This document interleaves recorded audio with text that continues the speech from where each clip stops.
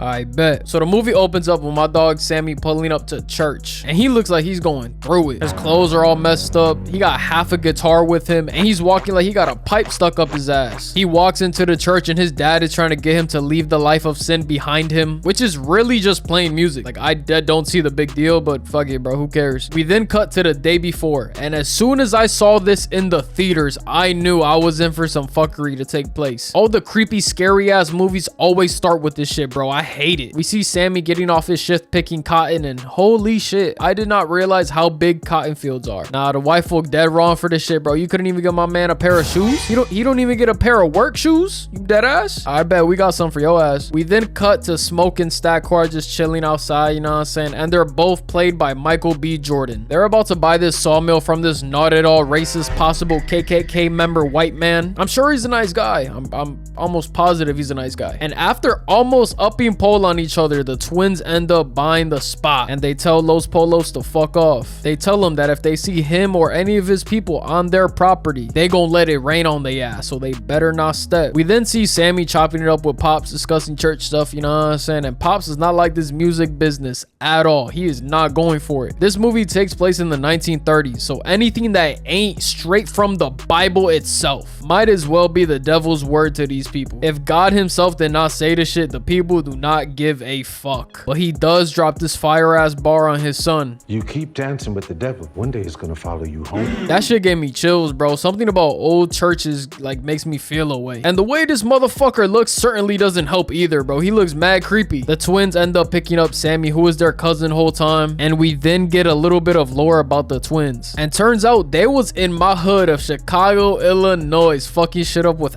Al Capone. Nigga, what? Fucking Al Capone? Like the Al Capone. How the fuck do you move to a new city and you're instantly working for one of the biggest mobsters of all time, bro? That's just crazy. So the twins are on a time crunch to open up a juke joint or a nightclub for minorities. Gotta explain to some of my uncultured viewers to understand. And they decide to split up to make up for the lost time. Smoke pulls up to this market ran by the only Asians in town, ordering some food for the party. Now you might be wondering, why did he pull up to the Asians instead of black people for food for a mostly black event? Well, I'm gonna let y'all know on one little secret. Any establishment that has a fucking 11-year-old child running the cash register has good food. I don't care what kind of food it is. No matter if it's black, white, Asian, Hispanic, Indian. If there is a little kid at the register when you walk in, you know the food is gonna be good. Smoke then gets alerted that someone is trying to rob his car, so without any hesitation, he shoots this nigga. And whole time they used to be friends, bro. They're literally just chopping it up right now. Then we got Buddy in the back frozen in fear, and Smoke shoots him to send a message on some aura shit. And the kneecap though is kind of crazy. He then goes back into the shop talking about he needs a sign for the juke joint. So the little girl gets her mom, who's working across the street where all the white people shop. Okay, I'm peeping shit. Interesting. They was running shit like this back in the day. Smoke gets a sign and some flowers when we cut to Stack and Sammy in the car talking about eating coochie, comparing that shit to licking ice cream. Man, these niggas are freaked out. You're talking about eating some box. Sammy starts playing the guitar, and Stack is seeing dollar signs looking at this boy perform because Cuzzo got talent for real. He gonna take everybody out the hood. Or would it be the plantation in this context? I'm not too sure. Y'all know what I mean. We're at the train station now where they recruit Unk, this drunken piano player, to play at the juke joint. But he ain't trying to hear all that. He already got his spot that he plays at, and he ain't trying to switch up. That is until Stack brings out some Irish beer from Chicago, and Unk's mind instantly changes. As soon as that beer touched his tongue, he switched up fast as hell. Like a moth to a flame, bro. He's all of a sudden all aboard now. Preacher boy is running out on some fine shit, and this woman can literally undress you with her eyes. Like, dog, just look at her. She tells Sammy that she's married, but all of us watching know damn well that this bitch is going. She a easy lick. Half the town probably already hit if we being real. That's the community ball. Whenever niggas are trying to run fives, bro, they hit her up. I could just tell by looking at her. But this being the first woman that Sammy's probably ever encountered in his life, he's instantly in love. Shit, it must be huzz galore because this fine ass white bitch pulls up on Stack, giving him this sob story that I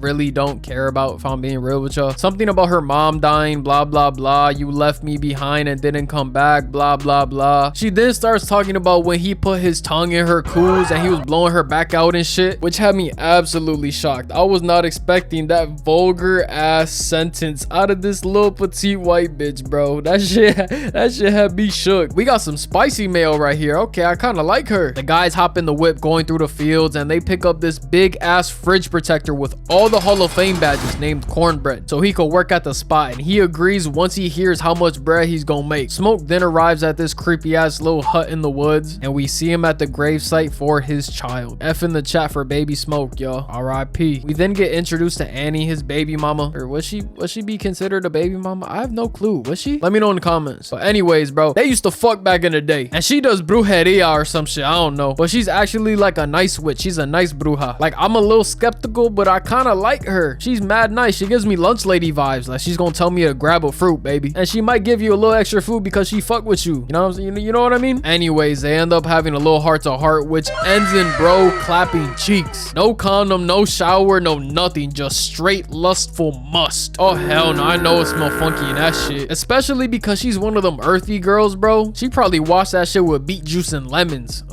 Fuck that. So after Smoke gets his nut off, everyone is on the way to the Juke joint to set up shop. We then cut to this individual who was getting his ass fucking whooped. This nigga got burn marks and a swollen eye. Holy shit, what the fuck did you do? He's banging on the door asking for help, talking about the Choctaws was putting belt to ass, and they end up letting him in, which is a big fucking mistake. Shit, if it's me, I'm not opening that goddamn door for nobody. I don't care. If those people come around my house looking for you, I'm giving you up instantly. The Choctaws pull up and they look fresh to death. Oh my god, my niggas are drippy, and bro is rocking the long hair. Okay, he got the flow going. I fuck with it. He then warns this lady about this dangerous man running around and shit, and if they let him in the crib, you are complete and utterly fucked. And he leaves her with a little prayer and goes about his business. Listen, shorty, we try to warn you, but if you don't want to listen, that's on you. And it ends up screwing her in the end because her and her husband both turn into vampires. Shorty was screaming bloody murder, but you know damn well the Choctaws don't give a damn. Fast forward and the Juke joint is open now, and old girl from the train station shows up for Sammy. See, I told y'all this bitch was a goer. This nigga even asks her if her husband is coming, and just look at this little head nod that she gives. Oh my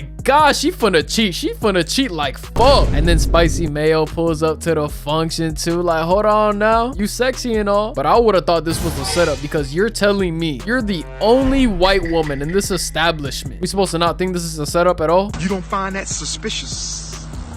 You don't find that suspicious? But hold on just a minute, y'all, because we get some important information on Mary. She is in fact not a snow bunny because her mama's daddy was half black.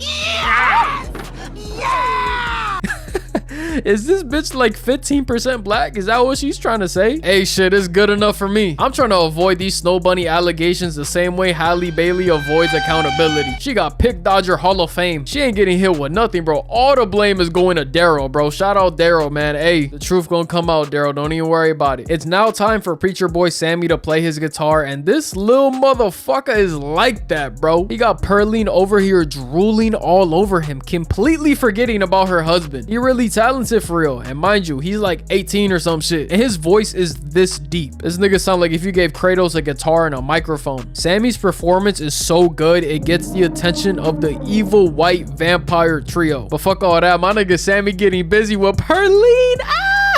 Talking about he trying to eat the box. Mind you, this bitch warns him that it's gonna be a little funky. She walked all the way here in humid ass Mississippi, so yeah, that shit gonna have a little twang to it. Plus she's been dancing all night. Oh hell no, bro. That shit gonna be like eating a bag of sour Skittles and mixing it with lemonade. Poom poom gonna be tangy as hell. But nah, Sammy, you got that, bro. You the toughest, gang. You him. You different as fuck, gang. No sniff test or nothing, bro. He just put his face straight in that motherfucker. I know it smelled like the Shea Frost at Streamer University. This nigga put a washcloth deep into his asshole, bro, cleaning that shit, and then instantly put it on his face. Nah, gang, you never beating the stinky allegations, bro. Like, if you do this shit behind closed doors, fine, whatever, nobody would actually ever know, but you did this on stream. Stack overhears his cousin devouring a fish fillet, and he's proud as hell. I don't know how shit was in the 1930s, but I hope my son got to beat the box after he got done eating it. The evil white people pull up to the function, and Cornbread is standing 10 toes down, not letting them in. And and then everybody pulls up to the front door to talk to him. They trying to figure out what the hell is going on. Even Sammy funky ass is there. I know your top lip smell buck fucking wild, boy. That shit probably burning your nose hairs. Everyone else probably smells it, but they're just trying to be nice, ignoring it, or they can't smell it over their own must. Either way, Sammy a dirty little fuck. Smoke then asks them if they're clan members, and Remick is actually offended. He's like, bro, I may be a murdering vampire, but I ain't no goddamn racist. Come on now. I don't want to kill you because you're black. I want to kill you because I'm a vampire. Smoke then tells them they can't come in because they're white, and Remick asks, how did this little white bitch get in then? But they don't know Mary is 12% black, so she's valid. And she takes BBC, so that bumps her up to 25% if you ask me. Plus the attitude and how she speaks and the way she walks, you know, she got a little rhythm to it. Add that all up and you get just about around 50%. So in all reality, she's half black if you think about it. And let me know if my black subscribers in the comment section not rocking with this, then I will personally give her an honorary Puerto Rican card. Is that valid, y'all? Let me know in the comments, bro. Is that valid? Is she an honorary Latina or no? Because in my opinion, I'll give it to her. I don't give a fuck. So the white people leave and we find out that money wise, the twins are in the negative right now because the folks are paying with plantation money and not real money. So Mary's like, okay, I'll go talk to the white people, see if they got some money for us and whatnot. And we then find out that the twins robbed the Irish people of their beer and the Italians of their wine, causing a war in Chicago. And that is the real reason why they left and came back to Mississippi. That is a W plan, I'm not gonna lie. But if and when they find out, bro, holy shit, you are screwed. Stack gives her pole and she goes outside to talk to the suspicious white people, and they're still playing music. And I don't know what this little bitch right here is playing because she has a violin and her top fingers are not moving at all. So this is already sus as hell. I'm not liking what's going on right here, not one bit. Remick then gives her 2 golden coins to lower her guard, and she's chopping it up with them. You know, she's like all buddy with them, talking about her mom passing. And then bro starts drooling and his eyes get bright red, and instantly old girl ups the pole on him, but she doesn't shoot. Man, I would have let that motherfucker sing. Oh my god, you would have thought I would have had a switch on that shit the way I would have been firing that gun. And then her dumbass turns around, completely exposing herself to these niggas, and Remick starts levitating. Oh my god,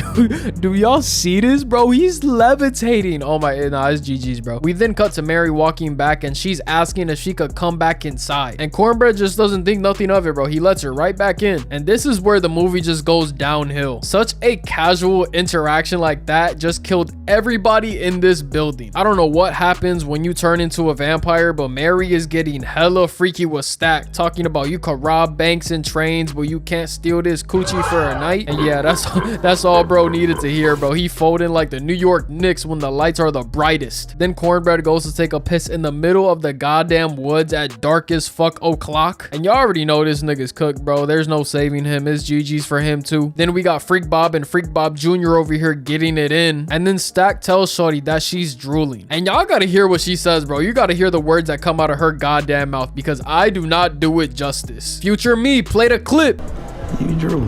You want to? You freaky bitch. Oh my god. She then proceeds to spit in this nigga's mouth from 2 feet in the air, which is hot as hell. I ain't gonna lie, that shit top 5. That shit cool as hell. I ain't gonna lie, that shit cool. I fuck with that. But pushing this to the side, I need to speak to one person and one person only. Josh Allen, your time has come. All I'ma say, bro, is you are the world's strongest man, because ain't no way in hell I'm co-signing this shit. I'd rather be single and miserable for the rest of my goddamn life than ever let my girl do some shit like this. And it's on camera. This is one of the highest grossing movies of all time, bro. This bitch is gonna get an award for swapping spit with Michael B. Jordan. Oh hell no, I'd be sick. I'll fucking cry myself to sleep. They gave my nigga Josh Allen an MVP in exchange for a humiliation ritual, bro. Holy shit. Was it worth it, Joshua? Huh? Tell me, was it worth it? No, every time you throw an interception or lose a game, niggas gonna comment a video of your bitch spitting in Michael B. Jordan's mouth. I hope you're happy. Next thing we see is Sammy walking in on this bitch riding Stack like a Harley Davidson motorcycle. Oh my god, it just keeps getting worse and worse. Ref, bro, please do something. This is getting out of hand. Call a tech. They got this country boy's wife taking BBC in 4K Dolby Vision, bro. Oh my god. Ay bendito Joshua. Holy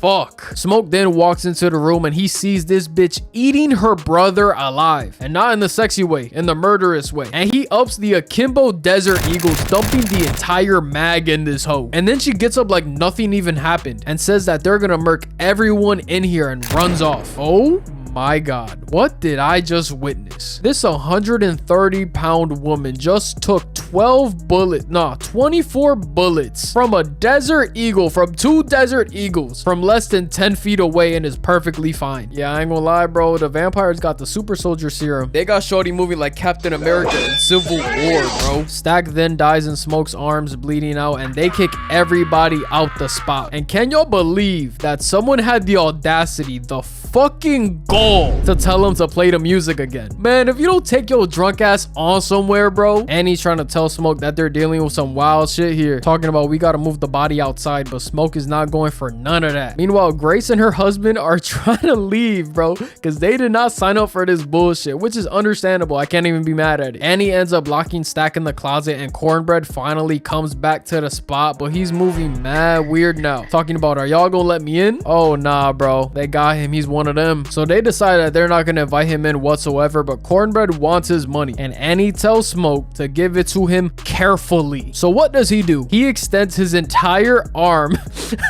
he extends his entire arm out of the building safety, almost getting bit over $10 goddamn dollars. I would have threw that shit at him like I'm at a strip club. The fuck are you handing him the money for? Mind you, Smoke is supposed to be the smarter brother out of the two, and he ends up doing that shit. Speaking of brothers, Stack is back from the dead now, like if he's the goddamn Undertaker. Stack is back from the dead, and he's trying to politic with his brother to open the door, even swearing on his mama's grave that he's okay. Wow, niggas just be lying, bro. On your mother's grave too? Nah, that's crazy. Smoke goes to get the key from Annie, but Stack hit sticks the fuck out of this door like Montez Burfict did Antonio Brown. And then Annie throws a jar of pickled garlic at him, burning his face, confirming that these motherfuckers are vampires. They gather up all the guns, garlic, wooden spikes. They also then find this dead body in the Juke and drag it outside with no sense of urgency whatsoever, spiking my anxiety through the roof. But it's fine, it's okay. Plot armor's kicking in right now because they hear Remick and the other vampires playing music. How convenient. The one time that they come outside to drag a body, the vampires are not there. I can't even cap, bro. This is just a banger. This shit is hard. Just look at Remick tap dancing and shit, bro. He's hitting that. I ain't gonna lie, bro. Okay, I see you, gang. That toe drag was swaggy as hell. I gotta give it to you. That shit was tough. So after that scene of Stomp the Yard with vampires, we see the gang all eating garlic, just to make sure everybody's still human, making sure that we don't got one among us, and everyone eats it without a problem, except for Pearline. This bitch is making such a big fuss about not wanting to eat it, and this alone would be enough for me to shoot her dead on the spot. I do not care. I'm in such a crucial life or death situation right now, and you want to play games because you don't like the food? If I'm Smoke, my brother just died in front of me, so if your name isn't Sammy or Annie, I will blow your fucking head off your shoulders with zero hesitation. So Smoke ups it on her, and Sammy's trying to be Captain Save a Trashy Hoe and gets pistol whipped for it, which is hella deserved. I don't care. Nigga eat some pussy and he think that he big and bad now, bro. Sit the fuck down. Everyone eats it and we're all good now. Coast is clear. Everybody passed the test. And y'all remember that dead body they drug outside a little bit ago? Well, it turns out he wasn't dead. He was just passed out drunk, and now he's banging on the door begging to get in. But just as Smoke opens the door, he sees Cornbread murking him, and now Grace's husband finally comes back. Not at all suspicious. You see a vampire eating a person in front of you and you don't even bat an eye? Yeah, I ain't gonna lie, it's getting a little sus. Everybody type sus in the comments right now. And to confirm my theory, we peeped that he's got some blood from a bite on his back bleeding through the shirt. You can't trick me, you little bastard, like you was gonna trick your wife. I got WIQ. I got 200 fucking IQ, bro. You can't do this shit to me. Like, I'm smart as hell. And here comes Remick talking about let me save you, but Grace is not going for it. So Remick threatens to kill Lisa, her daughter, and starts speaking goddamn Chinese, saying that he'll lick her good and shit. Hey, oh, hell no. This is so cruel. I can't even imagine being in this situation. Remick then drops some lore about Hogwood, you know what I'm saying, the Los Polos lookalike from earlier, telling everybody that he's the head honcho of the clan and he always planned to kill them the next day, which sounds about right. I ain't gonna lie. I don't know why the fuck he would make that up, so I believe him on this. And now we got Stack playing the brother card on Smoke, trying to convince him to be a vampire with him. Smoke ends up sticking strong, and now Grace is saying they gotta attack them before it's too late, questioning Smoke. And I ain't gonna lie, little lady, you're pushing your luck way too much. This is the 1930s. I wouldn't have been surprised if he would have backhand your ass. You're thinking emotionally right now, not rationally. That will only hurt the team. I gotta cut you out as soon as I can. I personally would have threw you outside to be with the vampires and shit. You're gonna end up getting all of us killed because your feelings are hurt. But if you're inside my sawmill that I just paid for, you gonna listen to what the fuck I gotta say. And oh boy was I right, because this stupid bitch cannot keep her emotions in check. She then invites the vampires in, antagonizing them. Oh my god, are you dead ass? There's no way. There's actually no way that you're dead ass right now, Grace. I just would have shot her.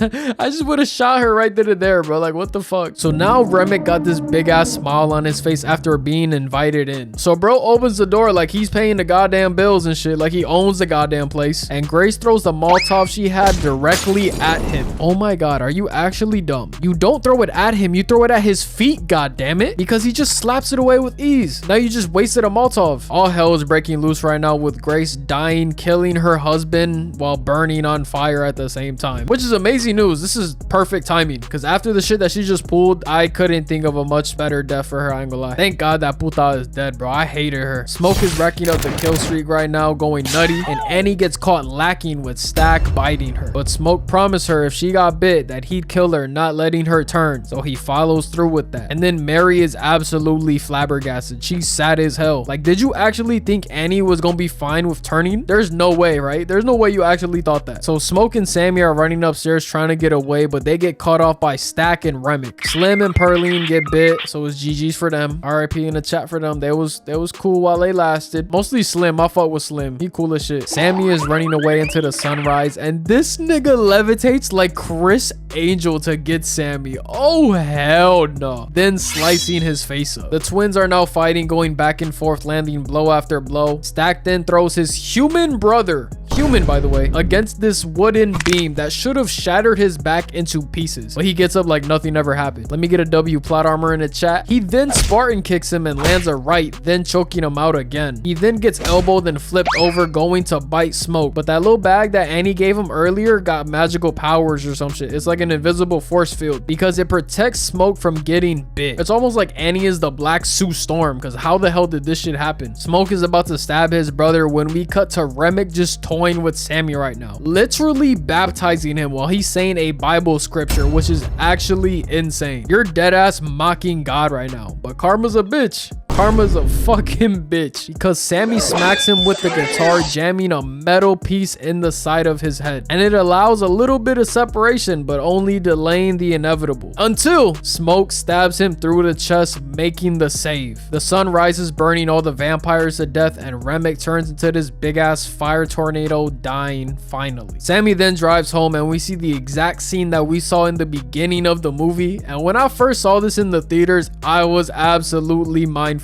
I was completely in disbelief. I was flabbergasted. I was all the synonyms you could think of. But I'm gonna step out for a little bit. I gotta handle some real quick. Don't worry though, y'all are in good hands until I get back. Shout out to my dog Brandon, but it's my turn now. And the scene starts with Smoke trying to roll a blunt, thinking about the last night. He had Remick outside the function like these, like he just hit a game-winning shot. He was in there making sure that all them niggas are put to death. Jim Crow watching this movie from hell just like this. Incredible. And although he had a lot of things to blame for that terrible night, like that one Asian lady, I would have strapped a pipe bomb to her chest. He does not have any time to reminisce, because the KKK is coming, and he's gonna make sure that he puts them to rest. And I promise you, in this movie, they had Michael B. Jordan looking just like Rambo. And it starts with Stack quick scoping these niggas from the forest. He moving like me in Fortnite. And look at the main leader running for his life. He about as heavy as Rod Wave. I promise you, you ain't going nowhere. And he starts going crazy, murking all these KKK members before whipping out the submachine gun and goes crazy. I know Malcolm X looking at this scene like, sensational. But the KKK moving on Fraud Watch, they moving like DDG in the studio, straight misses. Because how did y'all pull up 30 niggas deep and can't even land a shot on one man? Like, dog, where are you aiming? This nigga is trash. and smoke burns all of them alive. Got their skin burning, Magic Johnson could relate. And despite only getting hit once, the writer said your time has come. And while bro's trying to reconcile with his wife, you got the KKK leader in the back talking about some, please, I got money. Oh, hell no. What the fuck is this nigga talking about? Asking to get your life spared after doing all that? Man, nigga, you're corny. Michael B. Jordan's face really said it all. He was like, is this nigga serious? And he does this nigga straight horrible. Sammy then leaves the church, refusing to give up the guitar, and drives off. And we fast forward to Chicago, Illinois, 1992, to Sammy as an old successful musician. And Stack and Mary pull up on him after one of his shows 60 years later. I don't know why they waited this long, but I guess. And he plays the old guitar from back in the day for him. Stack then leaves him with a $200 bill, which is probably drug money, I ain't gonna lie. I'm not racially profiling, I'm just saying his character was a gangster before, so he's probably a gangster now, and they go their separate ways. And yeah, that's the video, y'all. I hope y'all enjoyed. You know, I had to drop another banger for y'all real quick. We are on the road to 200k subs, man. I love y'all so much. Y'all have no clue. Make sure y'all eat some water, drink some food, wash y'all ass, tell someone you love them, and I'm gonna catch y'all on the next one.